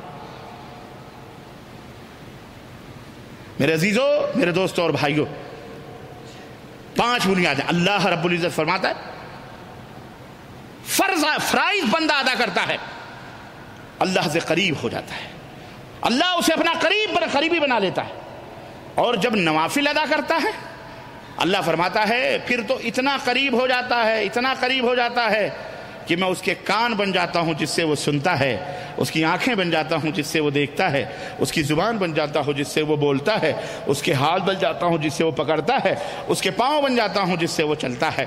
مطلب یعنی پھر اس کے اوپر میری حکمرانی ہوتی ہے، اپنے کانوں سے وہی سنتا ہے جو میری مرضی ہے، اپنی آنکھوں سے وہی چیز دیکھتا ہے جو میری مرضی ہے، اپنے ہاتھوں سے وہی چیز پکڑتا ہے جو میری مرضی ہے، اپنے پیروں سے اسی طرف چلتا ہے جو جس طرف میری مرضی ہوتی ہے، اپنی زبان سے وہی بات بولتا ہے جس پر میری مرضی ہوتی ہے۔ اللہ رب العزت ہمیں اللہ کی فرمانبرداری کرنے کی توفیق عطا فرمائے، اور اپنے اوپر اللہ تبارک تعالیٰ اللہ کے حکم کے نافذ ہونے کی توفیق عطا فرمائے۔ اللہ تعالیٰ ہمارے تمام مشکلات کو دور فرمائے، اور اللہ ہمارے دلوں کے اندر اختلاف کے بجائے اتحاد پیدا فرمائے، اور ہم سب کو اللہ تبارک و تعالیٰ کتاب و سنت کا راہی بنائے، اور کتاب سنت کے اوپر مریں تو اسی کے اوپر مریں، جئیں تو اسی کے اوپر زندہ رہیں۔ اللہ تعالیٰ ہمیں جو بیمار ہیں ان شفا یابی عطا فرما، جو پریشان حال ہیں ان کی پریشانیوں کو دور فرما، اور جو قرض دار ہیں اللہ ان کے قرضوں کو دور فرما۔ اے اللہ ہمارے ماں باپ کی گردنوں کو جہنم سے آزاد فرما، ہمارے دوست احباب اعزاء اقارب بھائی بہن آل اولاد بیوی بچے سب کی گردنوں کو جہنم سے آزاد فرما۔ اے اللہ ہم سب کو جنت الفردوس جب میں جگہ عطا فرما مولا۔ اے اللہ ہمارے دشمنوں کو ذل رسوا فرما مولا۔ اے اللہ یہودیوں نصرانیوں جو بغاوت کرتے ہیں، جو ظلم کرتے ہیں، اے اللہ تبارک تعالیٰ ان کے اوپر اپنا قہر نازل فرما۔ اے اللہ مومنین صادقین کے اوپر جو ظلم کریں اللہ ان کے اوپر اپنا قہر نازل فرما مولا۔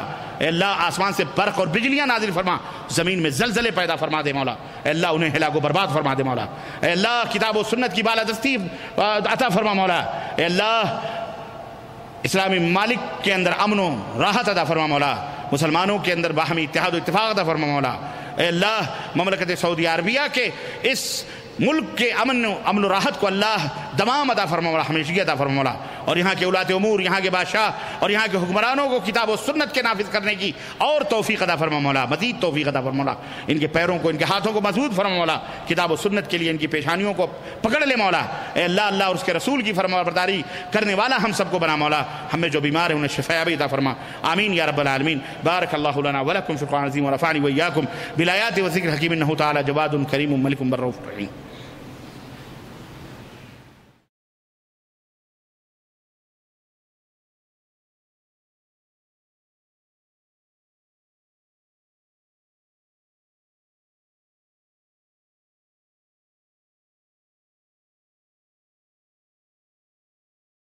إن الحمد لله نحمده ونستعينه ونستغفره ونؤمن به ونتوكل عليه ونعوذ بالله من شرور أنفسنا ومن سيئات أعمالنا من يهده الله فلا مضل له ومن يضلل فلا هادي له وأشهد أن لا إله إلا الله وأشهد أن محمدا عبده ورسوله أما بعد فإن خير الحديث كتاب الله وخير الهدي هدي محمد صلى الله عليه وسلم وشر الأمور محدثاتها وكل محدثة بدعة وكل بدعة ضلالة وكل ضلالة في النار. قال الله تبارك وتعالى في كلامه المجيد والفرقان الحميد: يا أيها الذين آمنوا اتقوا الله حق تقاته ولا تموتن إلا وأنتم مسلمون. يا أيها الناس اتقوا ربكم الذي خلقكم من نفس واحدة وخلق منها زوجها وبث منهما رجالا كثيرا والنساء واتقوا الله الذي تساءلون به والأرحام إن الله كان عليكم رقيبا. يا أيها الذين آمنوا اتقوا الله وقولوا قولا سديدا يصلح لكم أعمالكم ويغفر لكم ذنوبكم ومن يطع الله ورسوله فقد فاز فوزا عظيما.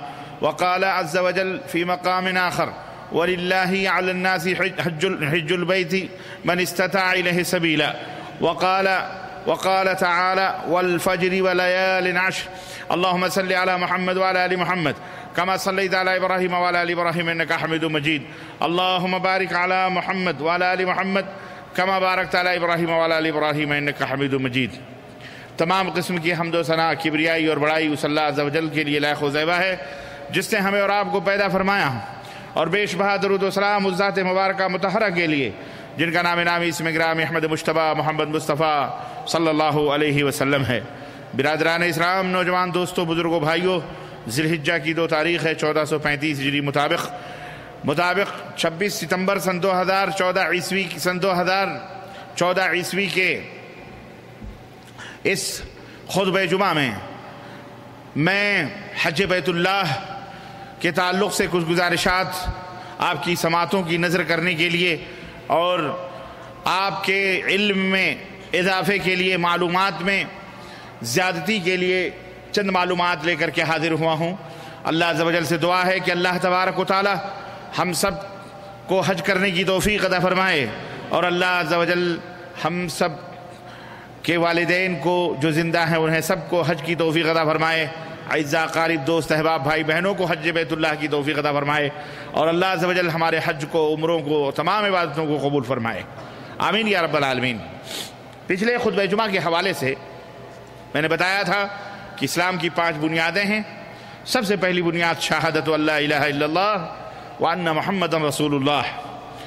ان دونوں شہادتوں کے بعد جب آدمی ان باتوں کا اقرار کر لیتا ہے کہ اللہ کے سوا کوئی معبود حقیقی نہیں ہے اور محمد صلی اللہ علیہ وسلم اللہ کے رسول ہیں، ان کے منصب کو، ان کے رتبے کو، ان کے مقام کو سمجھ جاتا ہے کہ ان کی اطاعت کرنا، ان کی پیروی کرنا ہم سب کے اوپر فرض ہے، ضروری ہے۔ جن باتوں کا حکم دیا ہے ان کی اطاعت، رسول کو رسول ماننا، اور ان کا اقرار کرنے کے بعد دوسری چیز یہ ہے کہ الطاعت فیما امر، جن باتوں کا نبی نے حکم دیا ہے ان چیزوں سے رک جانا، وہ نہی عما انکر او نہا رسول اللہ صلی اللہ علیہ وسلم، اور ان باتوں کا رک جانا جن باتوں سے آپ نے منع کیا ہے، تو جن باتوں کا حکم دیا ہے اس کا بجا لانا، اور جن باتوں سے منع کیا ہے اس سے رک جانا۔ والتصدیق بما فیما اخبر، اور جن باتوں کے بارے میں اللہ کے نبی نے خبر دی ہے، بتلائی ہے، ہماری سمجھ میں آوے نہ آوے اس کی تصدیق کرنا، اس کی تصدیق کرنا، اسے ماننا کہ ہمارا دماغ غلط ہو سکتا ہے، ہماری آنکھیں جھوٹی ہو سکتی ہیں، ہماری سمجھ جھوٹی ہو سکتی ہے، دنیا کے تمام لوگ جھوٹے ہو سکتے ہیں، لیکن پیارے نبی کی یہ بتائی ہوئی خبر جھوٹی نہیں ہو سکتی۔ یہ رسالت کا مقام ہے، یہ رسالت کا منصب ہے، یہ رسالت کو ماننے کا مفہوم ہے، نہیں کہ محمد رسول اللہ کہہ لیا وہ خلاص بس اپنی منمانی جو چاہیں کر رہے ہیں، فلانے کے پیچھے بھاگ رہے ہیں، کوئی کسی کے پیچھے بھاگ رہا ہے، کوئی کسی کو اپنا امام بنایا، کسی کو نہ جانے کہاں کہاں لوگ ٹکڑے ٹکڑوں میں بٹ بٹ کر کے نہ جانے کن کن کو اپنا مطاع اور فرمانبردار ان کو بنایا ہوا ہے، پیروکار کرنے والا، کس کی تقلید کر رہا ہے، وہ اس کی تقلید کر رہا ہے، وہ اس کی تقلید کر رہا ہے۔ اسلام میں نہیں، اسلام میں اطاعت رسول اللہ صلی اللہ علیہ وسلم کا مفہوم ہے۔ اس کے بعد میں نماز قائم کرنا 5 وقت کی، یہ فرض ہے۔ نماز 5 وقت کی، 24 گھنٹے میں 5 وقت کی، شب و روز میں 5 وقت کی نمازیں فرض ہیں۔ فجر کی نماز، ظہر کی نماز، فجر کی 2 رکعت فرض، ظہر کی 4 رکعت فرض، عصر کی 4 رکعت فرض، اور اسی طرح سے مغرب کی 3 رکعت فرض، اور عشاء کی 4 رکعت فرض۔ یہ فرائض ہیں جن کے ادا کرنے سے اللہ تبارک و تعالیٰ خوش ہوتا ہے، اور جتنا ان کے ادا کرنے سے خوش ہوتا ہے اور دیگر چیزوں کے ادا کرنے سے خوش، یعنی فرائض جو بھی ہیں، چاہے وہ نماز ہو، چاہے وہ روزے ہوں، چاہے وہ حج ہوں، چاہے وہ زکوٰۃ ہوں، جو بھی فرائض ہیں، جو بھی فریضے اللہ تعالیٰ نے آپ کے اوپر فرض کیے، اللہ کے رسول صلی اللہ علیہ وسلم فرماتے ہیں کہ اللہ تعالیٰ فرماتا ہے کہ بندہ جب فرائض ادا کر لیتا ہے میں اس سے خوش ہو جاتا ہوں، لیکن جب نوافل ادا کرتا ہے، یتقرب الی بالنوافل، نفل کے ذریعے سے اور اللہ سے قرب حاصل کرتا ہے، قرب خاص، قریب ہوتا ہے، قریب ہوتا ہے۔ زکوٰۃ فرض ہے، لیکن یوں بھی آپ اپنی جیبوں میں ہاتھ ڈالتے ہوئے کسی کو صدقہ کر رہے ہیں، کسی کو خیرات کر رہے ہیں، کسی کو کھلا رہے ہیں، کسی کو پلا رہے ہیں، کسی کو دے رہے ہیں، جو یہ ہے اس سے اللہ کا قرب حاصل ہوتا ہے، اس سے اللہ کی نزدیکی حاصل ہوتی ہے۔ بیمار ہو، غریب ہو، مال چاہتے ہو، دولت چاہتے ہو، بیمار ہو، مریض ہو، بچہ بیمار ہے، بیوی بیمار ہے، خود بیمار ہو، مصیبتوں کے شکار ہو، پریشانیاں ہیں، اللہ کے رسول صلی اللہ علیہ وسلم فرماتے ہیں تداؤ مرضاکم بصدقاتکم، تداؤ مرضاکم بصدقاتکم۔ صرف انجیکشن اور ڈاکٹر ہی کی جیبیں بھرنے کے اوپر بھروسہ نہ کرو کہ ڈاکٹر کی جیبیں بھرو، بس دعاؤں میں کیا رکھا ہے، اللہ سے مانگنے میں کیا رکھا ہے؟ اللہ ہی نفع پہنچانے والا اور نقصان پہنچانے والا ہے، اللہ ہی شفا دینے والا ہے۔ اللہ کے سوا کائنات میں کوئی پیر، کوئی نبی، کوئی رسول کوئی شفا دے سکتا ہرگز نہیں، چاہے مردہ ہو چاہے زندہ ہو۔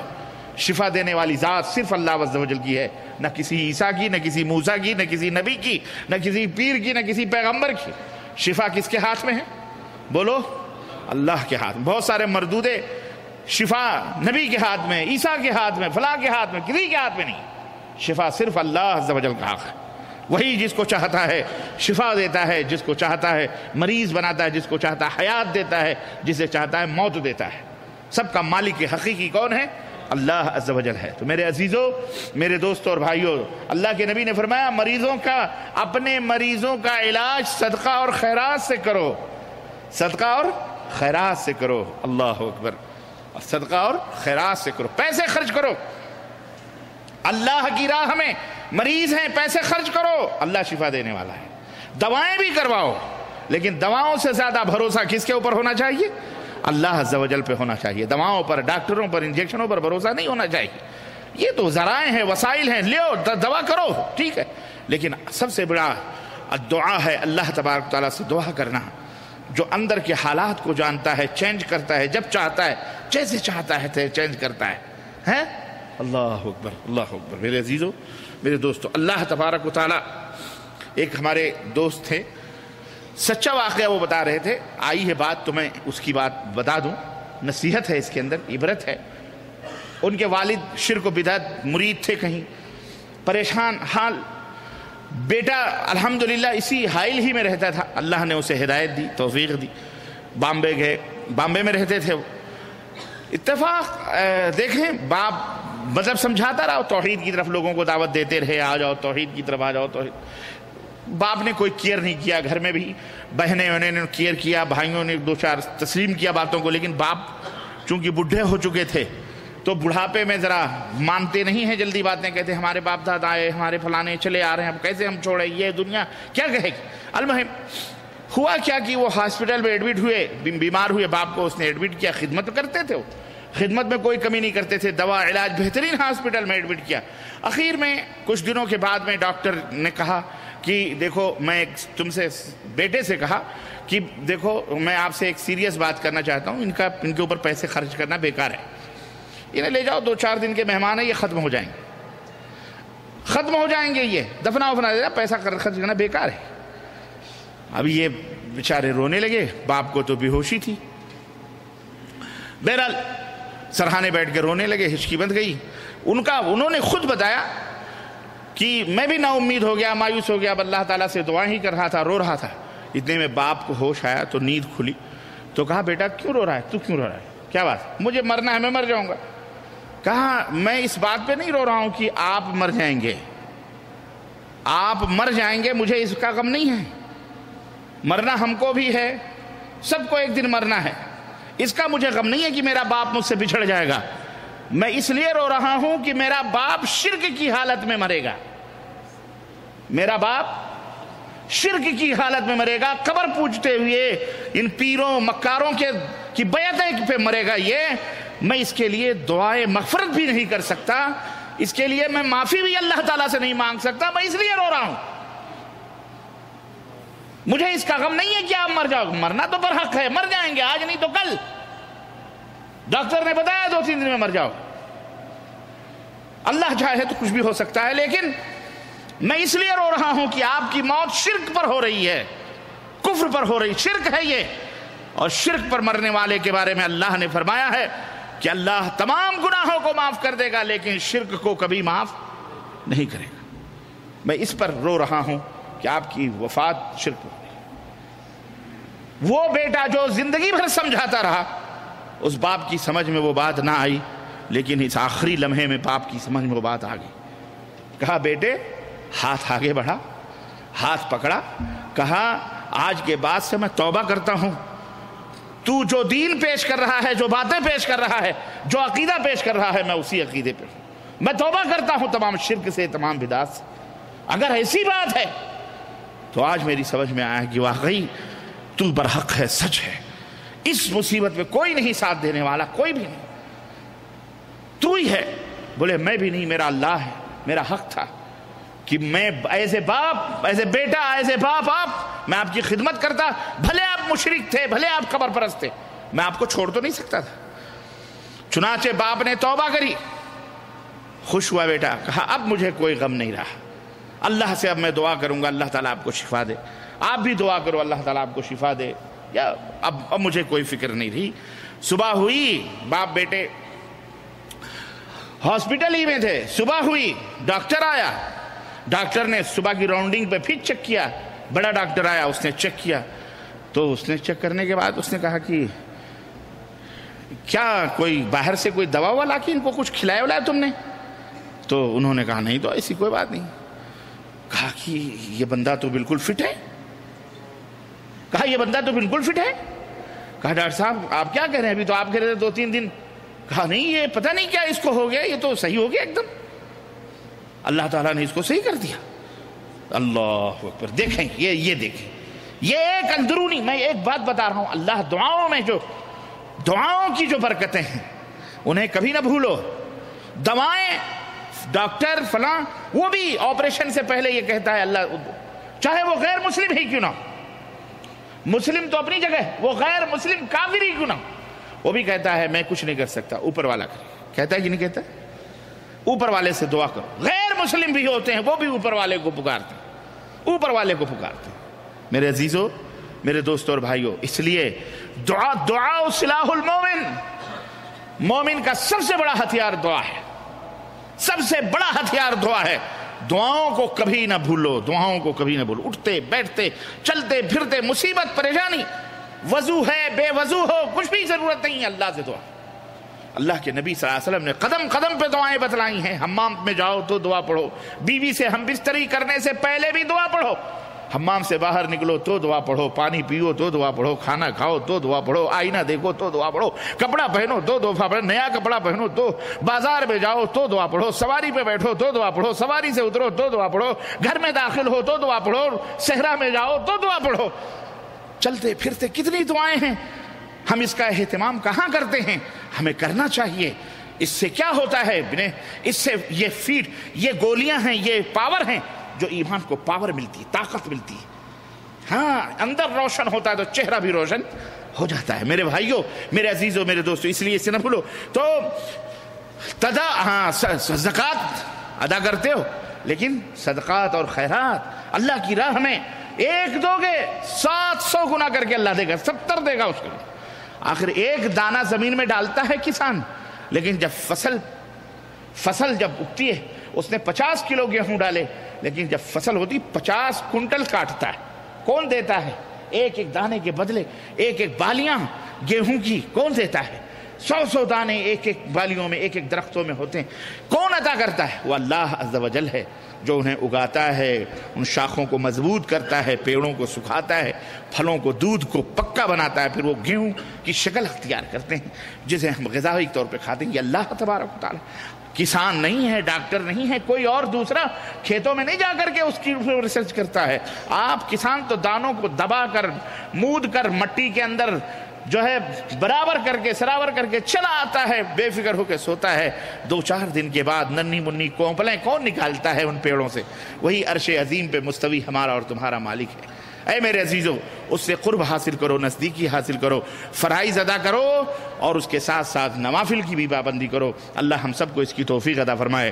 رمضان کے روزے، حج بیت اللہ، جو آج یہ موسم آیا ہے، اللہ تبارک و تعالیٰ نے ان 10 راتوں کی قسم کھائی، والفجر، قسم ہے فجر کی، والعشر ولیال عشر، اور قسم ہے 10 راتوں کی۔ یہ 10 راتیں اللہ کے رسول صلی اللہ علیہ وسلم فرماتے ہیں، عبداللہ ابن عباس رضی اللہ تعالیٰ عنہ سے حدیث مروی ہے کہ ان ایام میں جو اعمال خیر کرتا ہے، وہ اعمال خیر سالہ سال، جو سال بھر اعمال خیر کرتا ہے، ان سے کہیں زیادہ افضل ان ایام میں اعمال خیر کرنا ہے، بھلائیوں کے کام کرنا ہے۔ اللہ کے رسول صلی اللہ علیہ وسلم سے پوچھا گیا، حتی الجہاد فی سبیل اللہ یا رسول اللہ، یعنی اور دنوں میں جو ہم جہاد فی سبیل اللہ کرتے ہیں وہ بھی زیادہ افضل نہیں ہے اس دن میں، وہ بھی زیادہ افضل نہیں ہے جو اور دنوں میں ہم کرتے ہیں؟ اللہ کے رسول صلی اللہ علیہ وسلم نے فرمایا کہ حتی الجہاد فی سبیل اللہ، جہاد فی سبیل اللہ بھی اتنا افضل نہیں ہے اور ان دنوں میں اعمال خیر کرنے کے مقابلے میں جتنا کہ ہاں کوئی آدمی اگر، وہ ضرور افضل ہے کہ جو اپنے مال، اپنی جان، اپنی سواری کے ساتھ نکلا اور پھر کوئی بھی چیز گھر واپس نہیں لے کر کے لوٹا، نہ خود آیا، نہ سواری آئی، نہ مال آیا، سب کچھ اللہ کی راہ میں قربان، وہ زیادہ افضل ہے، ٹھیک ہے۔ لیکن اعمال صالحہ ان ایام میں زیادہ سے زیادہ کرنا بہت زیادہ فضیلت ہے، اس کا بہت زیادہ اس کا مقام ہے۔ آپ سب سے بڑے ان ایام کے بارے میں سوچئے کہ اللہ تبارک و تعالیٰ نے ان ایام کی قسم کھائی ہے۔ اللہ تعالیٰ نے آپ کو مال دیا ہے تو صدقہ خیرات کریں۔ اسی مہینوں میں آپ دیکھیے قربانی کرنا واجب قرار دیا گیا ہے، جو صاحب استطاعت ہیں کہ وہ قربانی کریں۔ یہی وہ عشرہ ایام ہیں جن میں یوم عرفہ بھی آتا ہے۔ اللہ، یعنی آپ یہ دیکھیں کہ ان 10 دنوں کی قسم کھانے کی وجوہات کیا ہیں، کیوں، سبب کیا ہے۔ اللہ تعالیٰ نے فرمایا پہلی ذی الحجہ سے لے کر کے 10ویں ذی الحجہ کے درمیان کیا کیا نہیں ہے۔ حج اسی کے اندر ہے، یوم عرفہ جس کے بارے میں اللہ کے رسول صلی اللہ علیہ وسلم فرماتے ہیں کہ یہ اس دن سے افضل کوئی دن نہیں، اس دن سے افضل کوئی دن نہیں جس میں تمام دنیا کے حجاج جو عرفہ کے میدان میں جمع ہوتے ہیں، ان کے حج قبول ہوتے ہیں۔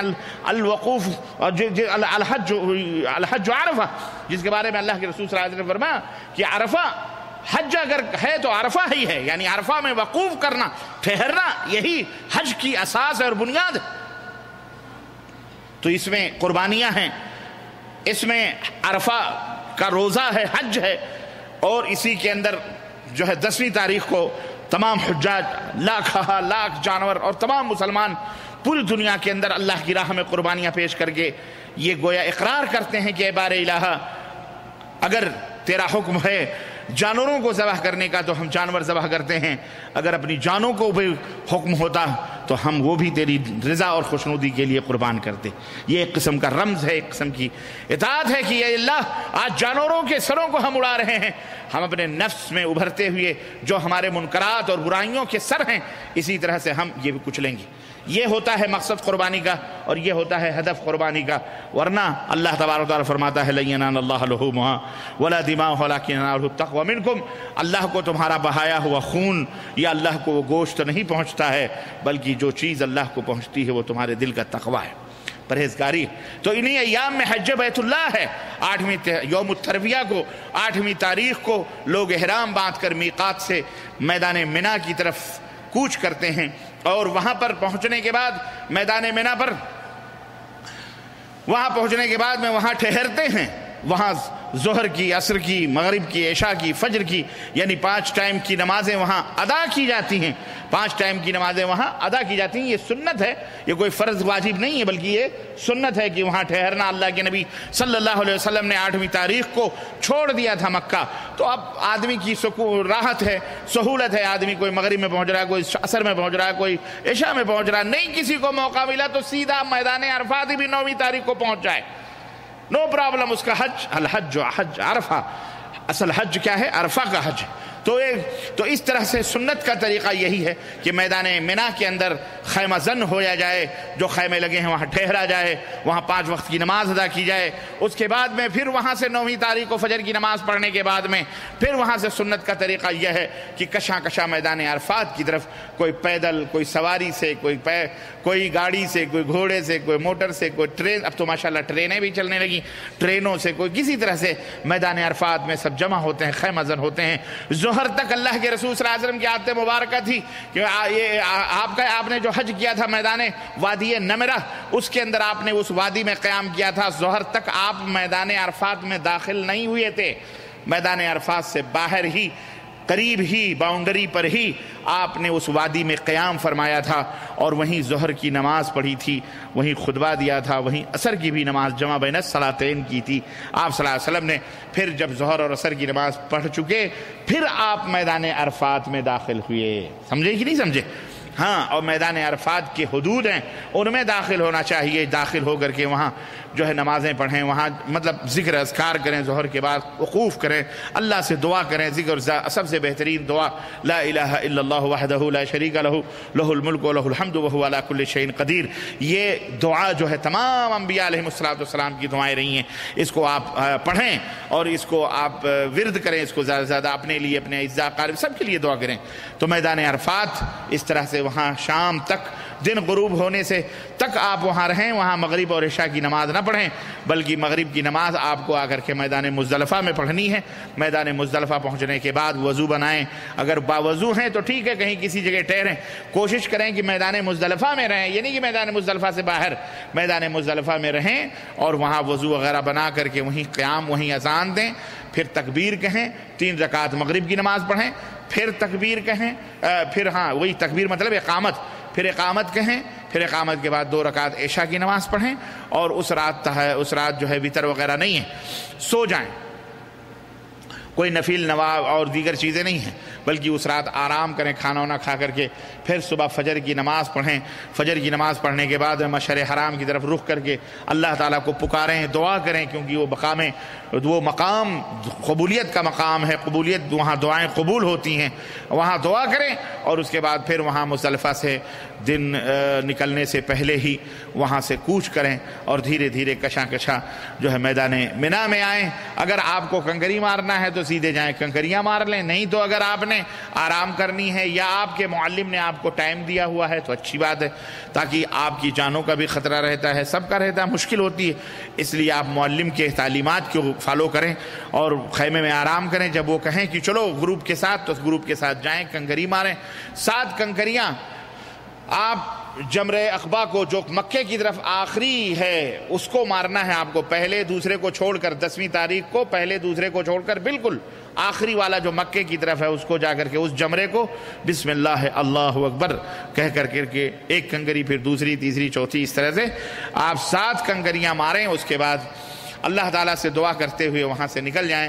اس طرح سے آپ نے کنکری ماری، اور اس کے بعد اگر آپ نے قربانیوں کے پیسے جمع کر دیے ہیں بینکوں میں، الراجحی بینک میں جو جمع ہوتے ہیں، بڑی اچھی چیز ہے یہ، گورنمنٹ کی اپنی حاجیوں کی سہولت کے لیے بنائی گئی ہے الحمدللہ، تو اچھی بات ہے۔ نہیں تو اگر آپ کو خود ذبح کرنا ہے تو آپ خود کر سکتے ہیں کہ یہ ذبح کھائیے گوشت وغیرہ، اور اس طرح سے آپ جو ہے کنکری مارنے کے بعد، قربانی کے بعد، اب آپ نے اگر پیسے جمع کر دیے تو کوئی حرج نہیں، اب آپ حلال ہو جائیں۔ مطلب یہ ہے کہ بال آپ مڈا لیں، کپڑے اتار لیں، اور جو آپ کے دوسرے کپڑے ہیں وہ آپ عادی کپڑے پہن لیں، شلوار ہے، پینٹ ہے، کرتا بجائے جو اپنی اپنی قوم، اپنے اپنے ملک کا اپنا لباس ہے جو لوگ پہنتے ہیں، اس طرح سے آپ ماشاءاللہ حلال ہو گئے۔ اور اس طرح سے خوشبو وغیرہ، اب وہ چیزیں آپ کے لیے حلال ہو گئیں، ناخن وغیرہ کاٹ سکتے ہیں، لیکن بیوی ابھی حلال نہیں ہوئی، یہ تحلل اصغر ہے، یہ چھوٹا حلال ہونا ہے۔ بڑا حلال اس وقت ہوں گے آپ جب طواف افاضہ کریں گے، یعنی طواف حج جا کر کے کریں گے آپ، تب آپ حلال ہوں گے، جس کو تحلل اکبر کہتے ہیں، یعنی اس کے بعد آپ کے لیے آپ کی بیوی بھی حلال ہو جائے گی۔ بہرحال اس کے بعد آپ وہاں قیام کریں، گھومیں ٹہلیں، دوست احباب ملک لوگوں سے ملاقات کریں، دنیا جمع ہوتی ہے میرے عزیزو، اپنے محبتوں کا اظہار کریں، عید کا دن ہے، خوشیوں کا دن ہے، کھائیں کھلائیں، گھومیں ٹہلیں، لوگوں سے ملاقات کریں، دوسرے لوگوں، اگر آپ کو انگریزی آتی ہے تو پوری دنیا سے مل سکتے ہو، اردو آتی ہے پھر بھی آدھی دنیا اردو جانتی ہے الحمدللہ، کہیں جب گھس جاؤ اردو بولو تو سب کے کان کھڑے ہو جاتے ہیں الحمدللہ، سب سمجھتے ہیں۔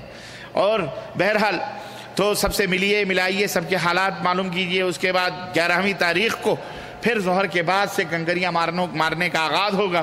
11ویں تاریخ کو کنکری لیں، 7 کنکری پہلے کو، اور 7 کنکری بیچ والے کو، اور 7 کنکری آخر والے کو، اس طرح پہلے دن 21 کنکری آپ کو چنے کے دال کے برابر، اتنے بڑے بڑے ٹھیکرے نہ اٹھانا جانا، پتھر غلط بات ہے۔ اسی طرح سے بہت سارے احباب ہیں، اللہ انہیں ہدایت دے کہ باقاعدے اس جمرے کو مارنے کے لیے اس کنکریوں کو دھلتے ہیں، دھلنے کے بعد اس کو خوشبو لگاتے ہیں، خوشبو لگانے کے بعد لے جا کر کے اپنے دوست کو مار کے آتے ہیں۔ یہ دوستی ہی کا تقاضا ہوتا ہے، استغفر اللہ۔ بہرحال وہاں شیطان نہیں رہتا ہے کہ آپ جا کر کے اس کو اس طرح سے مار مور کر کے آتے ہیں۔ اللہ کے بندو، وہ ایک علامت ہے کہ رمز ہے۔ پہلا شیطان، بعض لوگ ماں بہن کی گالیاں گلوچ سب بکتے نا، ہرگز نہیں، یہ حرام ہے۔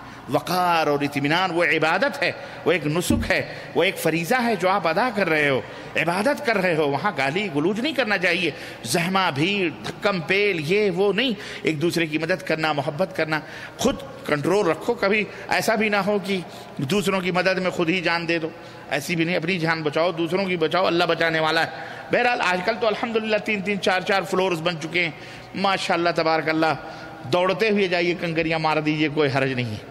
اللہ کے فضل سے اللہ اس حکومت سعودیہ عربیہ کو اس کا اجر جزیل عطا فرمائے، اور اس مملکت توحید کو اللہ تعالیٰ قیامت تک قائم و دائم رکھے، ان کے عمراء کو، حکمرانوں کو، بادشاہوں کو، اور اس کے حاسدین کو، اور اس مملکت سے جلن کرنے والے، اور اس مملکت کو برا بھلا کہنے والے، یا اس مملکت کے کو ٹیڑھی نظروں سے دیکھنے والے، اللہ تعالیٰ انہیں ذلیل و رسوا فرمائے، اور اللہ تبارک و تعالیٰ انہیں دنیا اور آخرت میں ذلیل فرمائے، آمین یا رب العالمین۔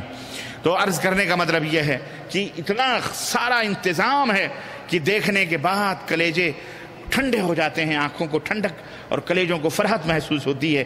الحمدللہ مکیفات، ایئر کنڈیشنز سب لگے ہوئے ہیں۔ اس طرح سے 11ویں تاریخ کو آپ 3 کنکریاں جمروں کو ماریں گے، اس کے بعد آپ فارغ ہیں، اس کے بعد پھر آپ گھومیں ٹہلیں، یوم الترویہ کیا کہتے ہیں وہ گھومنے اور ذبح کرنے، جانوروں کو قربان کرنے کا وقت ہے۔ پھر 12ویں تاریخ آئے گی، 12ویں تاریخ کو بھی ظہر کے بعد سے کنکریاں مارنے کا دور شروع ہوتا ہے، اور اس طرح سے آپ تینوں کو، جیسے آپ نے 11ویں کو مارے ہیں ایسے ہی آپ تینوں کو مار کر کے پھر آپ جو ہے کیا کہتے ہیں، اگر جانا چاہنے من استعجل، جو استعجال کرنا چاہتا ہے، جلدی کرنا چاہتا ہے، وہ 12 کو کنکری مار کر کے مکہ نکل جائے، اور اگر جو تاخیر کرنا چاہتا ہے تو وہ بھی مطلب تاخیر سے وہاں ٹھہرے، ورنہ جو نکلنا چاہتا ہے وہ دن غروب ہونے سے پہلے مینا کو چھوڑ دے، اور اگر دن غروب ہونے سے پہلے نہیں چھوڑا تو اس نے سمجھو اس کو پھر 13ویں تاریخ کی کنکری اس کے اوپر واجب ہو جائے گی، اس کو مار کر کے جانا پڑے گا۔ اس طرح سے میرے عزیزو آپ مکہ آئیں، تاخیر بھی کر سکتے ہیں، پہلے بھی جا کر کے آپ طواف افاضہ کر سکتے ہیں، اور تاخیر بھی کر سکتے ہیں، کوئی حرج نہیں ہے کہ آپ کنکری مار کے حلال ہو کے دوڑے جائیں فوراً اور طواف افاضہ کریں، صحیح کریں، نہیں، بلکہ تاخیر کرنا بھی یہ ہوتا ہے کہ اس میں بھیڑ کم ہو جاتی ہے، آدمی کو تھوڑی سہولت ملتی ہے۔ تو دیکھیے سہولت کے حساب سے حج کیجئے، اور تصریحات جو ہیں یہ نہ لینا بھولیں، کیونکہ تصریحات کے بغیر جو ہے منع ہے۔ یہاں پر قانون بنایا ہے حکومت نے کہ اگر بغیر تصریح کے، گزشتہ سال یہ ہوا ہے کہ بغیر تصریح کے بہت سارے لوگ گئے ہیں اور ان کے پاس اقامہ، انہوں نے روکا نہیں ہے، انہوں نے اقامہ لیا ہے، فنگر لیا ہے، پرنٹس لیا ہے بس، اور ان کو جانے دیا ہے۔ جب وہ چلے گئے، پھر جب ان کے اقاموں کی تجدید کا مسئلہ آیا ہے اور وہ تجدید کرانے گئے ہیں، تو بجائے تجدید کرانے کے ان کو خروج لگا دیے گئے، اب جا سکتے ہو آپ، کیونکہ انہوں نے پہلے سے لے رکھا تھا کہ آپ غیر نظامی طور پر آپ عمرہ یا آپ حج کرنے جا رہے ہیں، تو انہوں نے منع نہیں کیا، لے لیا ہے، فنگر لے لیا ہے اور اس کا وہ لے لیا، اقامہ دے دیا، ان کو کچھ کہا نہیں۔ بعد میں جب تجدید کا موقع آیا تو ان کو خروج لگا دیا گیا اور یہاں سے وہ نکال دیے گئے۔ تو یہ قانون ہے، اس قانون کا لحاظ کرنا، اس کی پاسداری کرنا اور اس کا احترام کرنا ہم مسلمانوں کے لیے ضروری ہے۔ ہم کم از کم اللہ اس کے رسول کا اور اولات امور جو ہیں، اطیعوا اللہ و اطیعوا الرسول و اولی الامر منکم، اللہ کی اطاعت کرو، رسول کی اطاعت کرو، اور جو اولات امور ہیں ان کی اطاعت کرنا بھی ہمارے اوپر فرض ہے، ان کی اطاعت کرنا بھی ہمارے اوپر فرض ہے۔ کیوں؟ وہ نظم اور قانون کو دوسرے ملک کو قائم کرتے ہیں، دوسرے ملکوں سے لوگ آتے ہیں حج کرنے کے لیے، اتنے پیسے ہم فری میں بھاگتے 200 500 جیب میں رکھ کر اور بھاگ کر کے تصریحات لے کر کے چلے جائیں، وہاں رش ہو جاتا ہے، حرم کے اندر میتیں ہو جاتی ہیں، روڈوں، کھانے پینے بہت سارے پرابلمز ہو سکتے ہیں۔ ان کے لیے نظامی طور پر ٹوائلٹس کی ایک لمٹ بنائی گئی ہے، خیموں کی ایک لمٹ بنائی گئی ہے، اور انتظامات کی ایک لمٹ ہوتی ہے، اور لوگ جو ہے باہر سے جا کر کے 2-5 لاکھ اگر وہاں انوالو ہو جائیں گے تو ہوگا کیا؟ افراتفری ہوگی۔ جو بیچارے سکون کے ساتھ عبادت کرنے کے لیے آئے ہیں، پہلا حج کرنے آئے، وہ لوگ غریب، وہ جو ہے مسکین اسی میں مارے جائیں گے۔ اس لیے ہرگز اگر آپ نے حج کر لیا ہے الحمدللہ۔ اب یہ کہیے اتفاق دیکھیے کہ اگلا حج، یہ ابھی کل ایک صاحب نے فون کیا کہ صاحب وہ جمعے کی دن عید حج اکبری ہے، حج اکبری آ گئی۔ میں نے کہا کون کہتا ہے حج اکبر؟ بولے جمعے کو حج پڑھ رہا ہے، عرفہ جمعے کو پڑھ رہا ہے۔ میں نے کہا اللہ کے بندے، جمعے کو پڑھے، پیر کو پڑھے، منگل کو پڑھے، بدھ کو پڑھے، ہر دن اللہ کا دن ہے، اور یوم الحج الاکبر، ہر دن حج کا جس دن بھی پڑھے وہی حج اکبر ہے۔ یہ کس جاہل نے کہہ دیا کہ جمعے کو پڑھے تو حج اکبر ہے اور غیر جمعہ کو پڑھے تو حج اصغر ہے؟ یہ ہمارے ملکوں میں عجیب و غریب فضائیں لوگ بنا دیتے ہیں، بدعتی اور شرک کے رسی، اللہ انہیں ہدایت عطا فرمائے۔ ایسی گند، ایسی پڑیے چھوڑیں کہ سنت کے اوپر آدمی عمل کرے تو واللہ بڑی آسانی کے ساتھ زندگی گزار سکتا ہے۔ بدعات اور شرکیات میں پھنس کر اس نے اپنی زندگی کو بالکل اجیرن بنا رکھا۔ کوئی حج اکبر، ہر حج اکبر ہے اللہ کے بندو۔ کسی نے کہہ دیا جمعے کے دن پڑھے تو حج اکبر ہے، غیر جمعہ کو پڑھے غلط بات ہے۔ اب اس ریل پیل میں بھی ہمارے لوگ، ابے حج اکبر ہے، چلو ایسا دن بار بار زندگی میں نہیں آتا۔ ایسے ہمارے ملکوں کے لوگ سارے پل پڑتے ہیں، اعوذ باللہ استغفر اللہ، چاہے کچھ بھی ہو جائے۔ اللہ تبارک و تعالیٰ نے جن باتوں کا حکم دیا، زیادہ اللہ حج کرنا یہ کمال نہیں ہے۔ اللہ ایک ہی حج کروائے پر اسے حج مبرور بنا دے تو یہی کافی ہے ہمارے لیے۔ حج کے لیے اتنی مصیبتیں برداشت، بغل میں مسجد رہتی ہے، نماز پڑھنے کے لیے حاجی صاحب جاتے ہی نہیں، نماز ہی نہیں پڑھتے ہیں، جبکہ اس میں کوئی پیسہ بھی نہیں لگتا، کوئی روپیہ بھی نہیں لگتا، کچھ بھی نہیں لگتا، اس کے باوجود بھی آسانی کے ساتھ اس جو کہ سب سے افضل ترین عبادت ہے۔ اس لیے اللہ سے ڈریے اور اللہ سے توبہ کیجیے اور اللہ رب العزت کا شکر ادا کیجئے کہ الحمدللہ اللہ نے آپ کو حاجی بنا دیا ہے، حج ہو چکا ہے آپ کا۔ جن کا حج نہیں ہوا ہے اس وقت تک فرض نہیں ہے جب تک کہ آپ صاحب حیثیت نہ ہو جائیں۔ یعنی صاحب حیثیت سے مراد یہ نہیں کہ آپ سعودی عرب میں ہیں تو آپ کے اوپر حج فرض ہے، استغفر اللہ، چاہے جیب میں 10 روپے نہ ہو۔ جتنا خرچہ ہوتا ہے حج کا، چاہے کم یا زیادہ، قربانی کا پیسہ، رحلے کا پیسہ، اور جو اس کا کیا کہتے ہیں اس کو، تصریح وغیرہ جو نکالتے ہیں، حملے کے ساتھ، عزت اور احترام اور اکرام کے ساتھ، کھاتے پیتے راحت کے ساتھ آپ جائیں آپ کے پاس اتنا پیسہ ہو اور جائیں حج کر کے پھر عزت کے ساتھ واپس آئیں، تب یہ حج ہے۔ یہ نہیں کہ جوتا لاد کھاتے پیتے بس چلو حج کرنا۔ اللہ کے بندے، ایسا حج کیا فائدہ ہے ایسے حج کا؟ ہے کیا ہے یہ اللہ تعالیٰ اس طرح کی تکلیفات ہمیں نہیں دینا چاہتا۔ آپ کے پاس پیسے ہیں، آپ کے پاس حج فرض ہے، آپ کے پاس پیسے نہیں، حج فرض نہیں۔ سمجھ رہے ہو کہ نہیں سمجھ رہے ہو؟ اس لیے عزت کے ساتھ حج کیجئے، بے عزت کے ساتھ اللہ کی عبادت نہ کیجئے، عزت و احترام کے ساتھ۔ اللہ تعالیٰ ہم سب کو اس کی توفیق عطا فرمائے۔ تو یہ چند نصیحتیں تھیں حج بیت اللہ کے تعلق سے اور حج کے تعلق سے جو میں نے آپ حضرات کی خدمت میں رکھی ہیں۔ اللہ عز و جل سے دعا ہے کہ اللہ تعالیٰ ہم سب کے حج کو حج مبرور بنائے، اور اللہ عز و جل ہم سب کو الحمدللہ اللہ تعالیٰ ہم سب کو نیک عمل کرنے کی توفیق عطا فرمائے، اور ان ایام میں اللہ تعالیٰ ہم سب کو زیادہ سے زیادہ نیکیاں کرنے کی توفیق عطا فرمائے، اور زیادہ سے زیادہ اجر و ثواب حاصل کرنے کی توفیق عطا فرمائے۔ روزہ، صدقہ، خیرات کرنا، روزہ رکھنا، اسی طرح سے نوافل کا ادا کرنا، یہ تمام سب چیزیں عبادت، لوگوں کو کھانا کھلانا، لوگوں کی تکریم کرنا، اپنے دوست احباب کو کھانا کھلانا، یہ بھی بہت بڑا عمل ہے۔ تو ان 10 دنوں کے اندر اعمال صالحہ ہیں، کمائیں۔ اللہ تعالی ہمیں اس کی توفیق عطا فرمائے، آمین یا رب العالمین۔ بارک اللہ لنا ولکم فی القرآن العظیم ونفعنی وإیاکم بالآیات والذکر الحکیم، انہ تعالی جواد کریم ملک بر رؤوف الرحیم۔